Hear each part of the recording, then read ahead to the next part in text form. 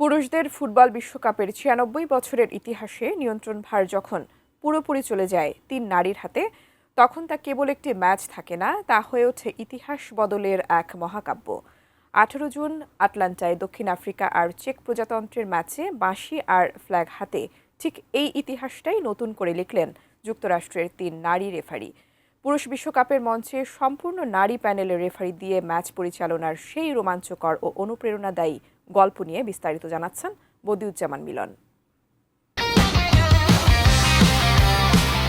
Football মাঠের আচরণ নিয়ন্ত্রণ করার গুরুদায়িত্ব যখন থাকে ২২ জন পুরুষের, তখন সেই পুরুষদেরই আচরণ আর নিয়ম ভাঙার খেলা নিয়ন্ত্রণের ভার যদি ওঠে তিন নারীর হাতে। হ্যাঁ, ১৮ জুন আটলান্টার সবুজ গালিচায় দক্ষিণ আফ্রিকার চেক প্রজাতন্ত্র যখন মুখোমুখি, তখন ফুটবল বিশ্ব দেখল পুরুষ বিশ্বকাপের ইতিহাসের অন্যতম এক মহাকাব্যিক দৃশ্য। কোনো রূপকথা নয়, বাঁশি আর ফ্ল্যাগ হাতে ফুটবল ইতিহাসের গতিপথ বদলে দিলেন যুক্তরাষ্ট্রের তিন নারী referee, Tori Penso, Brooke Mayo এবং ক্যাথরিন নেসবিট।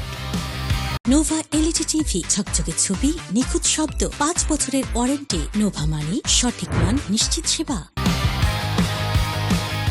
পুরুষ ফুটবল বিশ্বকাপের ৯৬ বছরের ইতিহাসে এটি মাত্র দ্বিতীয়বার ঘটল যেখানে একটি সম্পূর্ণ নারী referring panel on field match পরিচালনা করেছে।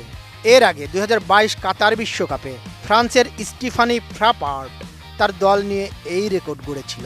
তবে all American all female triple হিসেবে পুরুষ বিশ্বকাপে এটিই বিশ্বের প্রথম কীর্তি।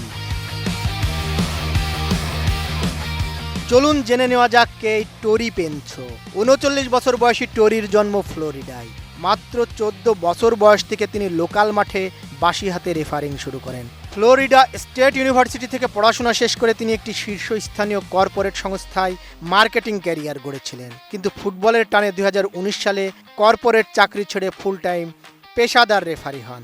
২০২৩ সালে অস্ট্রেলিয়া নিউজিল্যান্ডে অনুষ্ঠিত ফিফা নারী বিশ্বকাপের ফাইনালে স্পেন বনাম ইংল্যান্ড ম্যাচের মূল রেফারি ছিলেন তিনি। এছাড়া ২০২৫ সালের পুরুষ ক্লাব বিশ্বকাপেও বরুসিয়া ডর্টমুন্ড ভার্সাস উলসান ম্যাচে তিনি বাঁশি হাতে সফল ছিলেন।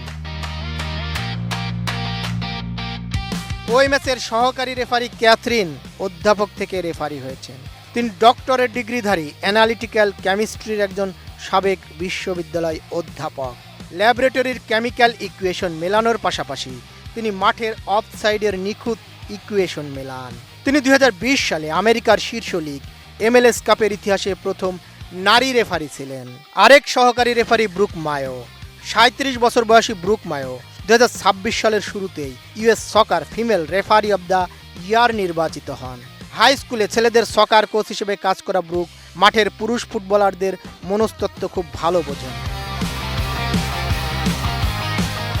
এই তিন নারী কিন্তু হুট করে বিশ্বকাপে আসেননি। গত বছর যুক্তরাষ্ট্রের ঐতিহ্যবাহী টুর্নামেন্ট US ওপেন কাপের ফাইনালে অস্টিন FC ভার্সাস নাশভিল SC ম্যাচে এই তিন নারী পুরো অনফিল্ড ম্যাচ পরিচালনা করে যুক্তরাষ্ট্রের ইতিহাসে প্রথম অল ফিমেল প্যানেলের রেকর্ড গড়েছিলেন।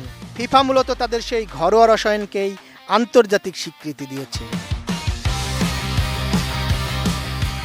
বদিউজ্জামান মিলন, ATN নিউজ।